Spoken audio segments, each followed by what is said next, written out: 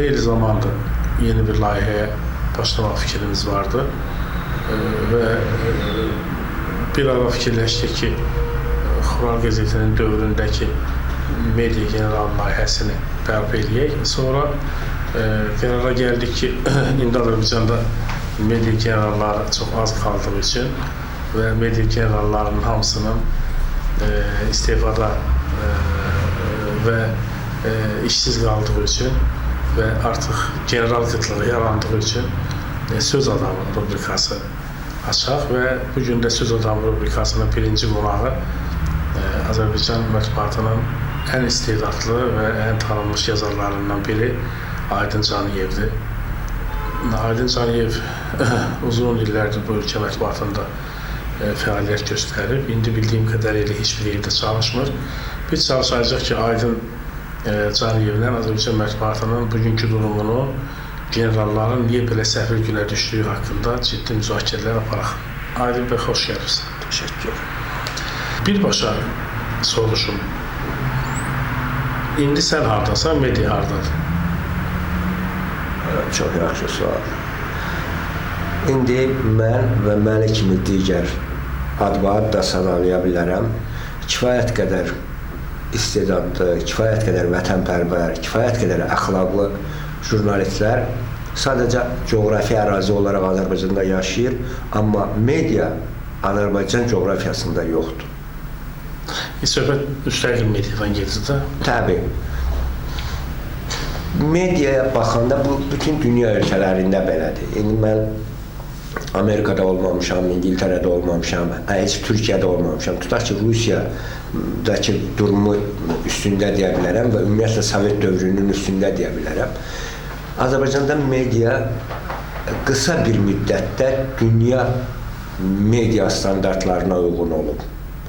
Sonra çox böyük uğurla qayıdıb əvvəlki Sovet sisteminə və elə də davam edir. Azərbaycan mediası bugün Sovet təfəkkürü ilə idarə olunur. O dünya standartlarına uyğunlaşdığı dövr hansı dövr idi? Belə deyək, 2003-ə qədər. 93-dən 93-2003 belə demək. Yəni 88-dən başlanan müstəqillik uğrunda savaşda müstəqil deyildi. Yəni konkret qrupların, təşkilatların, konkret adamların orqanı olan qəzetlər vardı və onlar hakimiyyəti dəyişmək yox, hakimiyyətdən nəyisə qoparmaq üçün vuruşan qəzetlər idi. Amma tutaq ki, Azadlıq, Yeni Müsavat biraz fərqləndi. Təşkilat qəzeti olaraq, təşkilat ideyalarının daşıyıcıları olaraq ortaya çıxdılar və həmin 10 ildə bir demokratik mətbuatın obrazını yaratmağa can atdılar. Belə baxanda Azərbaycanda medianın, məsələn, Aydın Caniyev hardadır? Mən indi sizə medianın vəziyyətini deyim, görün ki, mən orada ola bilərəmmi, ya yox? Çox maraqlıdır, analiz edək. Məsələn, mediaya ümumiyyətlə həm müstəqillik baxımından, həm dövlətçilik baxımından, həm də biznes baxımından yanaşmaq lazım. Bu üç istiqamətdə yanaşmasan, heç nəyi düzgün həll eləməsən. Dövlətçilik baxımından, bu əlbəttə kiməsə yarınmaq, kiməsə bəy tərifi kimi çıxa bilər. Faktiki də bu belədir. Əli Həsənov, ictimai-siyasi şöbənin müdürü olaraq, bütün media resurslarını, onlayn və print resursları ələ keçirib. Bunun əlindən kənarda tək bir azadlıq qalıb, tutaq ki. Onu da bağlayıb. Onun da pulunu kəsdir. Onun da pulunu kəsiblər. Bir ailəsi tutaq ki, eşitmirdi haradasa Əli Həsənovu. O da getdi. Yəni müstəqil mətbuatdan danışanda biz nəzərə almalıyıq. Artıq Azərbaycanda brendlərə əl uzadılır. Bu ona oxşuyur ki, sən müqəddəs inanclara əl uzadırsan. Azadlıqla bu ölkədə artıq çevriliş eləmək olmaz, ailəslə eləmək olmaz. Amma bu brenddir, bu sənin tarixinin daşıyıcısıdır. Buna toxunmaq olmazdı. Yəni bu yoxdur. Yəni azadlıq sona qədər Əli Həsənovun kurasiyasına düşmədi. Hərçənd resursları var, internetdən daha artıq adam oxuyur, nə bilim, səhifələrində daha artıq adam oxuyur və hər tərəfdən sıxılan azadlıqda mən nə yaza bilərəm? Və tutaq ki, ANS-in efirində mən heç vaxt olmamışam, ötəri bir-iki çıxışı nəzərə almasam. Yəni, fərqi yoxdur, mən orada varam ya yox. Amma axı orada mətbuat vardı, orada prinsiplər vardı. Deməli, yoxdur. İstənilən bir, mən ustadlarımın dili ilə deyirəm, bu julik saytlar, julik qəzetlər var. İstənilən bu julik sayt və qəzetlərdə, tutaq ki, qanunçuluq baxımından, korrupsiyanı ifadə edən, oğurluğu, dövlətə xəyanəti ifadə edən bir yazı var. Anında prezident aparatından kimsə zəng eləyəcək, Həsən Hüseyn, bu yazını çıxart və çıxardılacaq. Və doğrudan da həmin bizim julik dediyimiz saytlarda hətta azadlıqda getməyən daha möhtəşəm bir yazı gedə bilər. O yazıda 3-5 gündən sonra çıxarılacaq. Kimsə çıxacaq, 3 manat, 5 manat verəcək, o yazılar çıxacaq. Bu mətbuat deyil. Amma çıxarılmamalıdır. Amma çıxarılmamalıdır. Məsələn, Xuralda ilk vaxtlarda nətər prinsiplər gedirdi, axıracan. Ya həll olunurdu. Yəni, Xuralda son vaxtlar deyil oldu. Həmcə prinsiplər oldu. Yəni, tutaq ki, azadlıqda necə idi? Məsələn, mənim rubrikam olur. Mən indi harda, hansı qəzetdə onu eləyə bilərəm? Məsələn, indiki Azərbaycan qəzetində rubrika olur. Düzəlincə yazacağım. Bu, Ali Sovetin orqanı idi, nə bilim, Mərkəzi Komitənin orqanı idi. Mən burada yazdım, düzəlincə yazacağım. Elementar bir yol çəkilişindən tutmuş, yolun dağıntısının, ta ki, o dağıntının şəklini çəkib gətirmişdimsə, mən təzə başlayan bir müxbir idim. Yəni, ondan yapışa bilərdim. Mən böyük iqtisadi maxinasiyaları bilmirdim və ən azından o materialları mənə kimsə vermirdi. Amma gördüyüm oydu, onu yazıb gətirirdimsə və redaktor da bunu vicdanlı şəkillə, həmin şəkli də qoyurdu, həmin yol düzələnəcən də həmin mövzunu diqqətdə saxlayırdı. İndi isə sosial problemlərin həlli də mümkün deyil mətbuatda. Yəni, indiki mətbuatda. Nəyi? Yəni, hər hansı bir sosial problemlərin heç bir problemi. Məsələn, təsəvvür edin, niyə? İndi mətbuatda gedir, Facebookda statuslar yazırlar. İdarə müdirlərimi, məsələn, mən dəhşətə gəlirəm. Mən 93-cü ildə zona müxbiri idim. Səhər tezdən bir bankın müdürü, yəni təzə tanış eləmişlər ki, bu Aydın Caniyevdir, zona müxbiridir. Bu da bankın müdürüdür, yəni müstəqil dövlətin təzə bir yeni yaradılmış bankının. Səhər tezdən zəng eləyib evə ki, sən canım dur gəl. Mənim bu adamla heç bir münasibətim yoxdur. Yəni sadəcə təqdim eləyirlər dünən. Bu səhər tezdən zəng eləyir. Mən də rəsmi adamlarla görüşdən həmişə qaçmışam. Nəysə, səhər tezdən kənddən şəhərə 5 dəqiqəlik oldu. Gəldim, gördüm, otaqda döyüldü oturur. Deyir, bunlar jurnalistlərdir, gəlirlər. Nə istəyirlər, bilmirəm. Dövlət 5 ayda qurulur. Bank 5 gündə açılır. Bunlar gəlib oturur, tökülüşüdürlər. Hələ o vaxtdan demək. Hələ o vaxtdan. Yəni, həmin adamlar sonradan ev aldılar, vəzifə aldılar, ad aldılar. Yəni, artıq o illərdən belə dövlət səviyyəsində vardır ki, jurnalistika gözdən salınsın. Mən xoşlayıram o Napoleonun ifadəsini işlətməyi ki, mənə 4 qəzet verin, mən istənilən ölkədə çevriliş edəcəm. Azərbaycanda bir dənə də qəzet qalmıyor. 1-2 qəzet var, yəni onlar da artıq çevriliş üçün deyil. Çevriliş o demək deyil, hakimiyyəti dəyişir. Var mı? Müstəqil qəzetində var mı? Yox, inanma. Deyə bilərik ki, yəni artıq ölkə müstəqil qəzetlər. Yəni deyə bilərik ki, azadlıq var, yeni müsavat var, böyük yol var, yəni 5-10 yazısına görə. Amma o həmin 93-2003 müstəqilliyi deyil. Yəni Əli Həsənov yekunlaşdırıb. Əli Həsənov dövlətçilik baxımından öz prezidentinə, öz təmsil olduğu komandaya sədaqət baxımından bacardı. Dövlətin əlində olmaq, dövlət bunu. Amma bunun əvəzində müxalifət itirdi. Müstəqil mətbuatını da itirdi, söz demək rıçaqlarını da itirdi, xalqın dərdlərini deməyi də itirdi. Biznes mətbuatı, biznes... Məncə ən çox elə dövlətin özü olaq. Çünki müstəqil media olmadan dövlət... O tərəfi demir, onu izah eləyərəm niyə. Mən təqdir eləmirəm, amma vacib və zəruri səbəbləri deyə bilərəm. Biznes mətbuatı da var. Bugün biznes mətbuatdan biznes kimi kim yararlana bilər? Əlbəttə ki, hakimiyyətdəki oliqarxlar. Mən adını çəkib dostlarla münasibəti, yəni xalqın mövqeyini saxlayıb, dost mövqeyini qorumuram. Ümumiyyətlə bunu demək mənasızdır, hamı bilir ki. Yəni oliqarxların maliyyələşdirdiyi bir neçə holding var. Məsələn? APA, Telegraf, ya tutaq ki, bizim yol, yəni bunların dünənəcən adamlar tutaq ki, dava döyüldü ki, reklam şəraiti yaradılmır, amma indi tutaq ki, bir neçə holding var ki, bunların kifayət qədər pulları var. Hardandır? Hansı reklamdandır? Niyə reklam ora gedir? Niyə tutaq ki, sənə reklam gəlmir? Yəni bu biznes... O da siyahı əsasında deyilmi? Əli Həsənovun siyahı. Yəni Azərbaycanda bu Azərbaycan dövlətinin idarə edən hakimiyyətin uğurudur. Hər şey nəzarətdədir. O cümlədən də mətbuat. Adətən bu tip... Hətta mən sözünü kəsirəm. Hətta bu günlərdə mən maraqlı bir şey eşitmişəm. Çayxanalara, Bakı şəhərində, ölkədə çayxanalara verilən mürəbbə də monopoliyadaymış. Bizim hörmətli deputatlarımızın birinin monopoliyasındaymış. Mürəbbəni, onun mürəbbələrindən kənar mürəbbənin alınması qadağandır məsələn, işçilərə. Yəni bu biznes mətbuatı, yəni mətbu biznesdən, menecerlik baxımından, yəni sahibkarlıq baxımından bu Rusiyada çoxdan var idi. Usinski vardı, nə bilim, o birisi vardı, Abramoviç vardı. Yəni biz o səviyyədə qalxmadıq. Bizim, məsələn, Kiselyov səviyyəsində oliqarx jurnalistimiz yaranmadı. Var, amma o sərbəst deyil. O hökumətlə sazişə gedib yaratan. Makaron fabriki açdı, nə bilim, neynədi.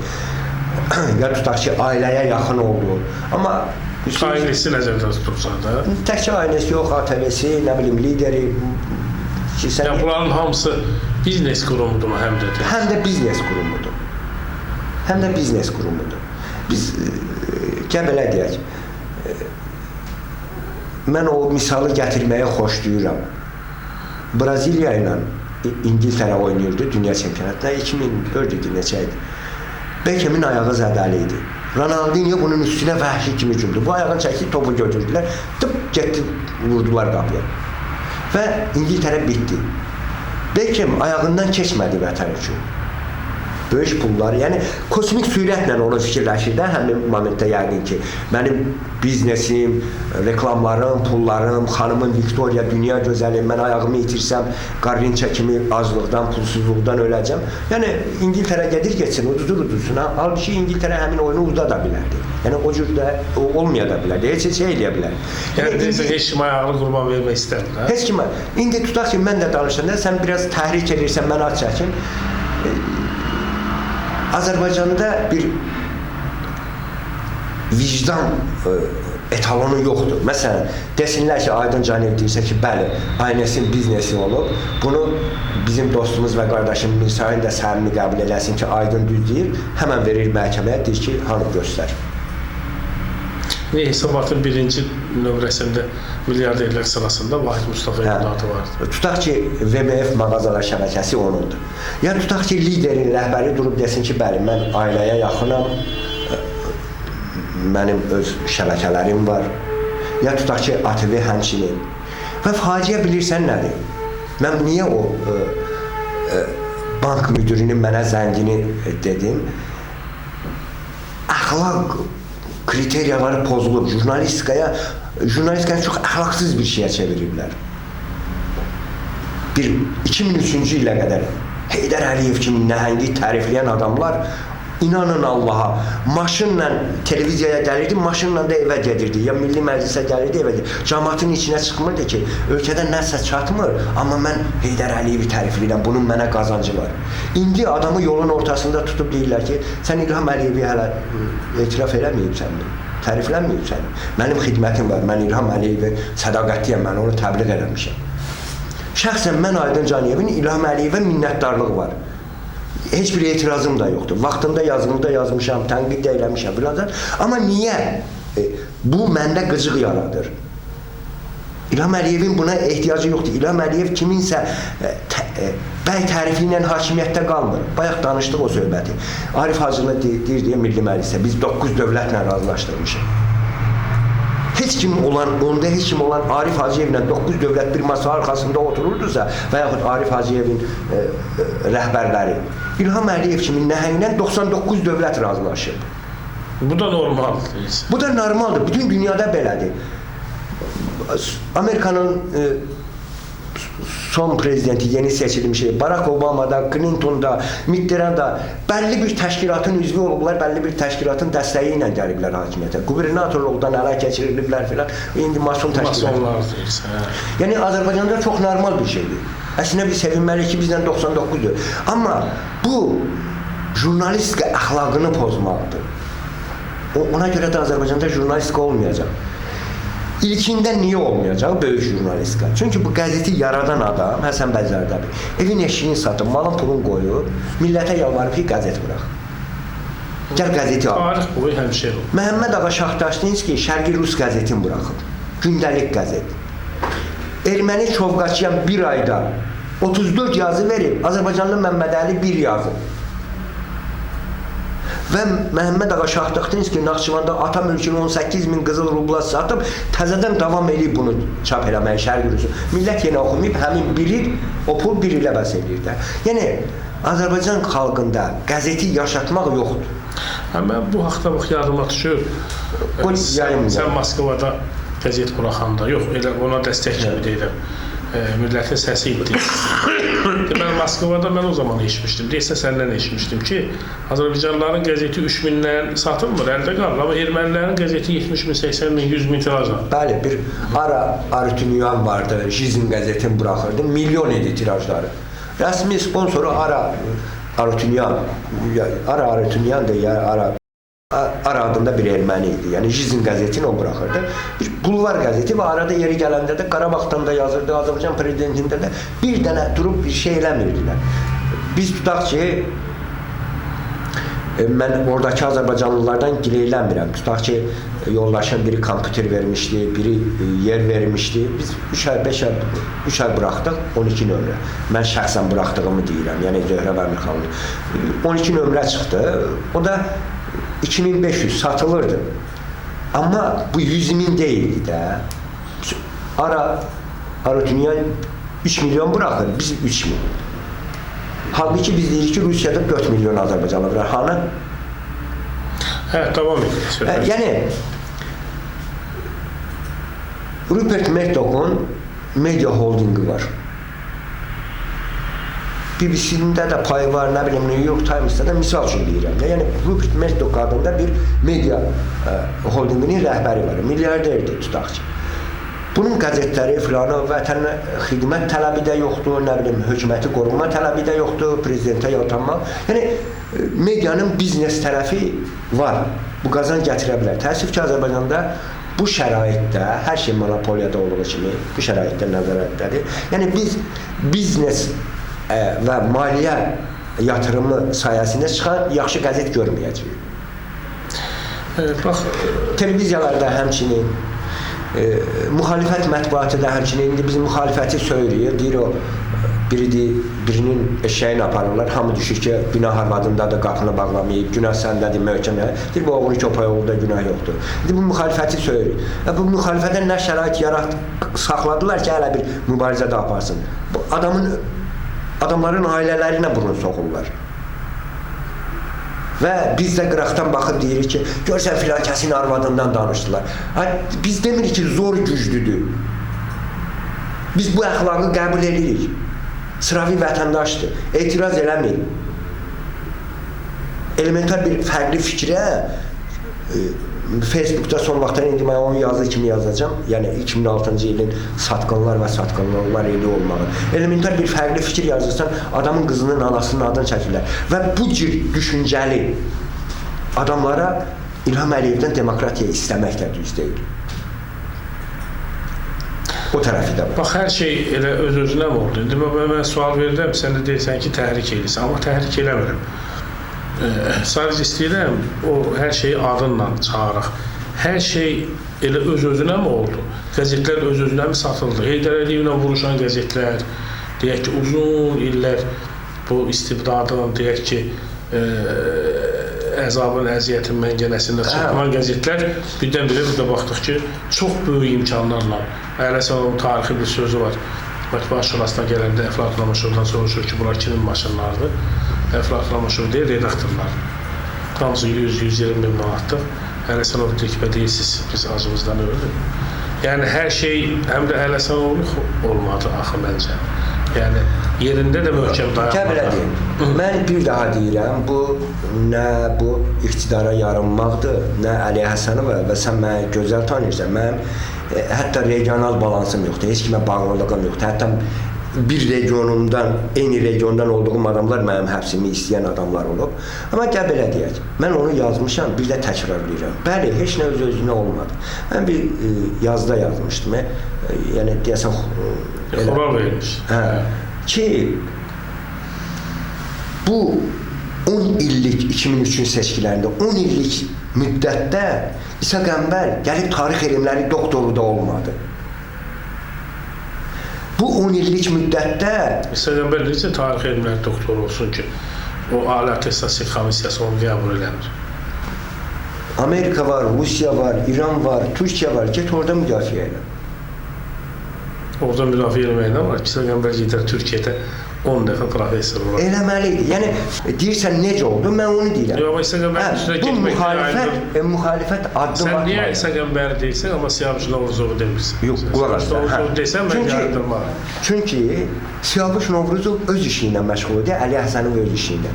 Müxalifətdəkilər hərəsi hamının işi ilə məşğul idi. Məsələn, bu işi tapşırıblar Əli Həsənova ki, bu mətbuatla bacarmaq lazımdır. Bu vəsait, bu pul, bu da yol.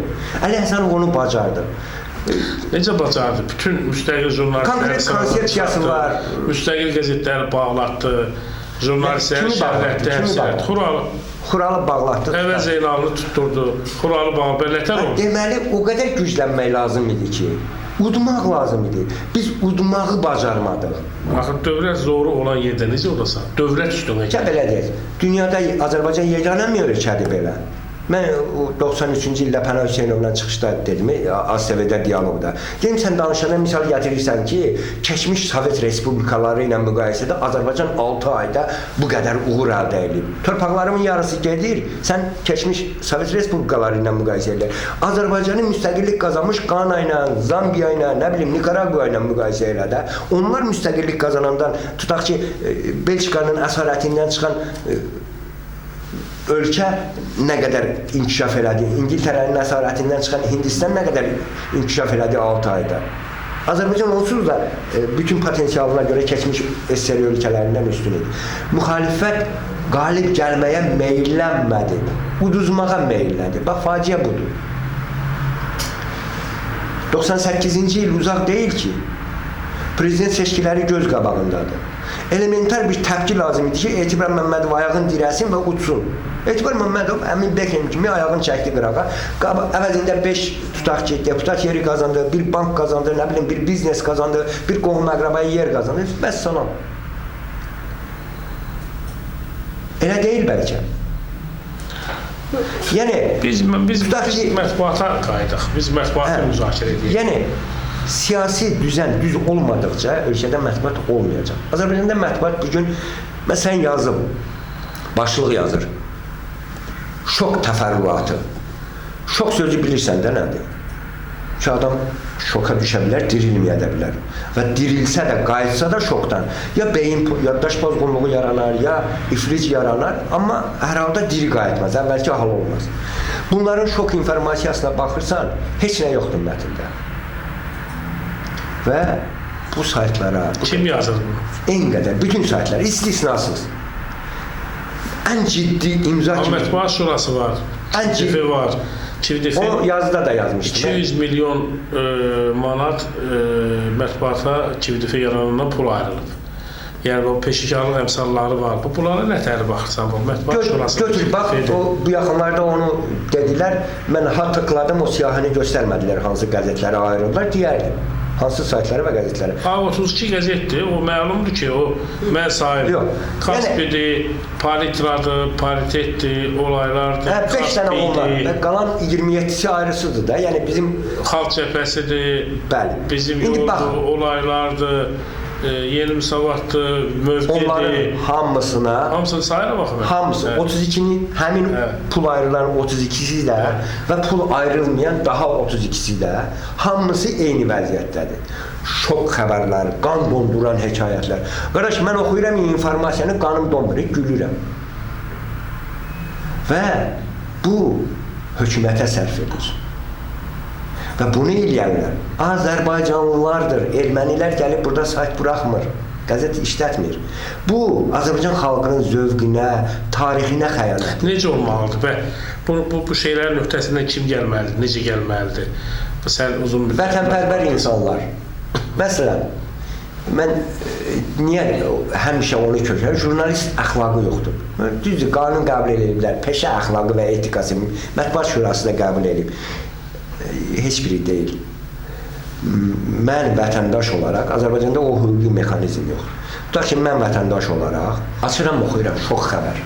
Dostlar inciməz, belə deyək də. Tutaq ki, dostumuz və qardaşımız Elçin Mirzəbəylinin saytında. Hər sən orada az olur. Dostların inciməsindən niyə belə çəkinirsən sən? Yox, yəni deyim ki, tutaq ki, Xalq Cəbhəsi qəzetində yazı gedir. Şox, qan donduran xəbər. Oxuyuram, oxucu olaraq. Həmin qəzeti götürürəm, verirəm məhkəməyə, 100 milyon manat cərimə elədirəm ki, mənə mənəvi ziyan vurur. Bu mexanizm yoxdur Azərbaycanda. Mənə yalan informasiya verib, yalan informasiya verməklə mənim səhhətimi pozdur, mənim düzənimi pozdur. Yəni bu şeylər yoxdur. Qabağın belə almaq olar. Götürüb kimi verərsən? Tutaq ki, Xural qəzeti götürüb verim. Qan donduran olar. Nətər verim sənin məhkəməyə? Sənin prizmandan bu qan dondurmalıdır. Amma millətə təsir eləmir və ümumiyyətlə qan donduracaq bir şey deyil. Deyirəm, 32 dövlətin pul ayırdığı, 32-də dövlətin pul ayırmadığı bütün saytlarda belədir. Ən ciddi imzalar olan yerdə. Baxıram, adını çəkməyəcəm desəndə, sənin və mənim iş yoldaşımdır, sayt redaktorudur, rəhbərdir, yazı paylaşır. Filan kəsin qan donduran hekayəti. Bu ölkənin 20 dənə rayonu gedib ermənidə qalıb, sən qanun donmayıb bu millətin. Sən yadında olar, Millətin Səsi qəzetində işləyəndə biz ailəyə çox yaxın bir adamın səhhəti haqqında informasiya vermişdik. Konkret Cəlal Əliyevində ki, xərçəngdir ki, həkimlər diaqnoz qoyub.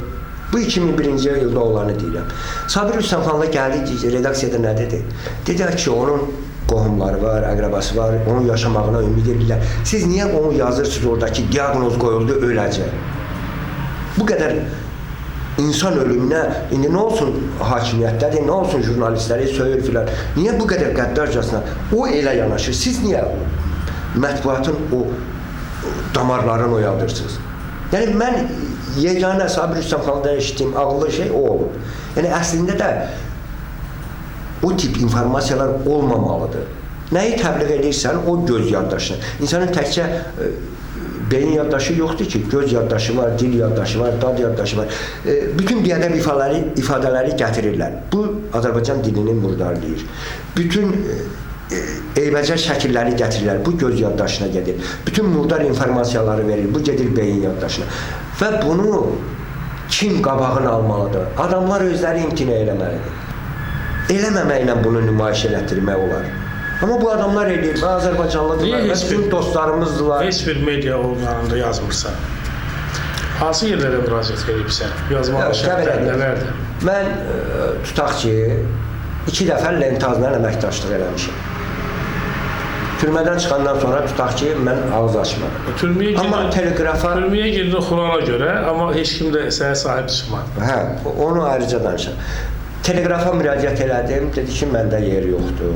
Tutaq ki, azadlıqla əməkdaşlıq özüm eləmək istəmədim, inciklik vardı, müdafiə eləməmişdi.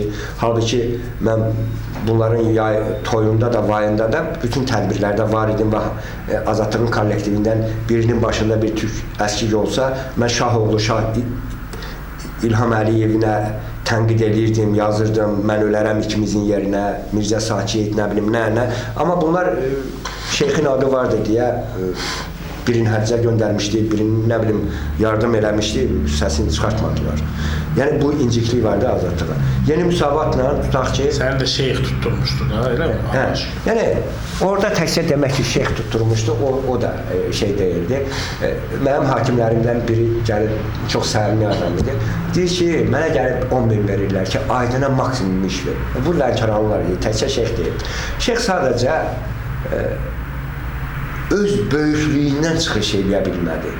O başa düşmədi ki, bu mənim illər uzunu da 30 il tənqid etdiyim adamların arzusudur. Bu 30 il ərzində mətbuatda mənim əleyhimə olanların arzusudur. Halbuki mənim elədiyim cinayət əməldə cinayət tərkibi vardır.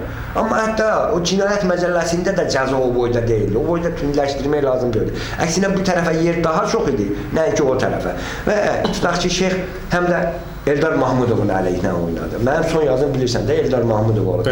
Cənab Prezident, cənab Eldar Mahmudov, mən istəməzdim. Mən bu faktları yazıram, sən bilirsən bunlar doğrudur. Mən hesab edirəm ki, şeyx yeganə orqandır ki, MTN oranı satın ala bilməz. Ben 40 saat, 40 gün ben şeyhdən yazı yazdım, tutmadılar. 40 Ellər Mahmudova müraciətdən 40 saat sonra mən həbs olundu və ona qədər də mən içirdim, ona qədər də sındırmışdım çox yerləri, nə olsun? Elementar xuliqanlıqdır, bir 12 sutka cəzasıdır, maksimum 1 ay. Ən azı kimsə döyməmişdim də. Yəni yalandan üzümə adam saxlamağa nə şey var. Yəni üstəlik də indi çoxları deyir, bəzi bu rəkət jurnalistlər tutulub elib, çoxları deyir biz yazırdıq. Bir Pərviz Həşimlidən başqa heç kim yazmır. Tutaq ki, o vaxtı təkcə Xuralda o imkan vardı da və Xural yazırdı MTN-nin müəyyən idarəsinin Antiterror mərkəzi haqqında. Hə, antiterror mərkəzi haqqında. Və bir də mən yazmışdım da, yəni indi ortada olan jurnalistlərin yeganəsi Aydın Caniyevdir ki, yəni MTN-nin narkotika şəbəkəsində mollalardan istifadəsini mən yazmışdım. Yəni bu gedib bunu tək Mehman Əliyev indi öz mərcəsində deyib, haralarsa çatdırmışdı. Azərbaycanda bircə adam. İndi sən bir ay müdafiə elədin, səni də həbs elədilər ki, yəni bu həm də bilirsən nə idi? Şeyxin onu müdafiə edən adamı rasxoda verməyi idi. Ay Allah adamı. Mən sənə görə, tutaq ki, Hilal Əsədovun Əhəd Abiyevin əleyhivə olan kampaniyanın qabağını almışam. Mən tutaq ki, Rafiq Əliyevi, dini qurumlarla iş üzrə komitənin sədri, tutaq ki, sənin əleyhinə aparılan çirkin kampaniyanın qabağını almışam. Mən tutaq ki, bir yerdə çörək kəsdiyin Fərəməz Novruzoğlu'nun əleyhinə yazılarının qabağını almışam, ən kəskin ifadələrlə. Mən tutaq ki, Əvəz Zeynalının sənə görə cırışmışam. Sən məni, Hilal Əsədov MTN-nin birinci mavini və sən məni bu rasxoda hazır rahat verirsən ki, get o türmədə, sən o Aydın Canyev, nə istəyirsən elə. Mən sənə görə elçi qəzetində yazı yazmışam ki, cənab prezident, Hilal Əsədov Əhəd Abiyevin əli ilə bu məqlətələri qorur. Sən də mənə verirsən rasxoda Hilal Əsədov. Lap belə mən təhqiramiz ifadə işlətdim. Ağsaqqal adamlarını çağıra bilərsən, üz-üzdən utanar. Mən deyərdim ki, bax bu fakt belədir. Sən həqiqəti bilirsən. Nə oldu? Mən tutuldum, çıxdım. Mən tutulub çıxana qədər Lənkəran Universitetinin prorektoru rüşvət aldı. Adamlar hamısı pul yiyə tutuldu.